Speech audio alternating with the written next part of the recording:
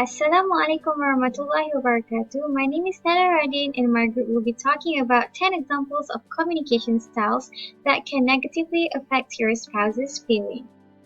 The first example is that sarcastic statement in communication. Basically, it is an indirect way to express opposition while preventing conflict.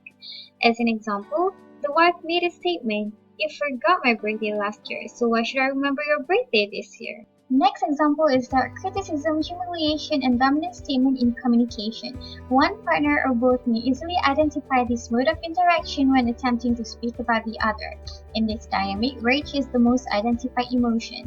Also, underneath this feeling, there is a feeling of unsatisfied emotional needs, such as the need of recognition, approval, or value. As an example, making jokes on the spouse's body shape in front of his family members and friends. Now I will pass to the next presenter.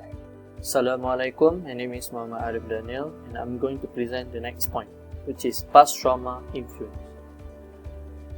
Past trauma influence is also a factor in this problem. Experiencing relationship trauma that you haven't dealt with can shape your beliefs about relationship in negative ways.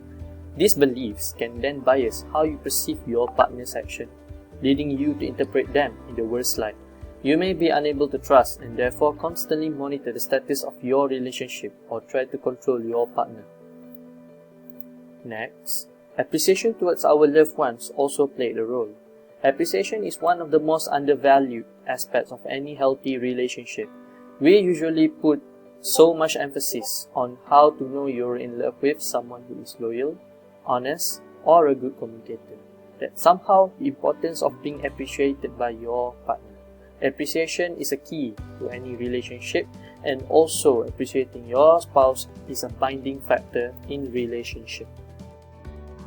Next point is the blaming game. The blaming game happens when a person blames their partner even though it is about the small matter, and more sadly if the fault is come from him but he still blames his wife. The example of the blaming game is, "This has happened because of you," or "This is your fault." This will give resentment to the wife, and the wife will feel down and eventually she will give up in her relationship. Next slide is about the my way or the highway mindset. This mindset happens when a person feels that he is the only one who is true and therefore he wants everyone to follow his decision and action. For instance, "You should do that, let me do this, or you are wrong." This will give impact to the partner, which is the partner will lose of self and feeling flat, resentful, and disconnected. Assalamualaikum warahmatullahi wabarakatuh. My name is Muhammad Arif Iman bin Sahidun, kat matric 1913967. I'll be explaining the examples of complaining and comparing. So first of all, complaining. Complaining means that it will affect in a way where it will immediately places them in front of opposition to fix problems or correct them in order to resolve the complaint. When one partner complains to the other, there's unspoken pressure exerted. Example, when the wife said to the husband, "I did the house chores last week. When will you start doing it?" So that is complaining. Comparing, on the other hand, it becomes harmful when there is a comparison between your relationship and someone with a covetous attitude.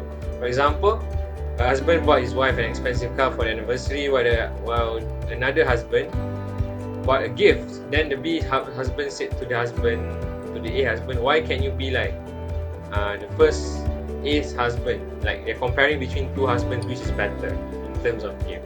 So this kind of statement is unhealthy and could lead to a lot of problems along the way. So from me, I'll pass to the next. The next point is agree to disagree.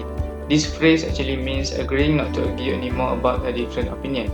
Of course, differences of opinion are normal in relationships and can foster deeper understanding and growth between individuals. However, having too much arguments in relationship can lead to an unsustainable connection and intimacy. The last point is words of ignoring. Actually, being hurt or angered when someone ignores you is an entirely natural reaction. As for the married, they should avoid using the word whatever and "I don't care," because such word can lead to their partner to feel unworthy, unimportant, or unlovable. Instead, the partner should always concern and compliment about their spouse. To conclude, men and women are meant to complete each other. Hence, being good to each other is very important to sustain a healthy relationship.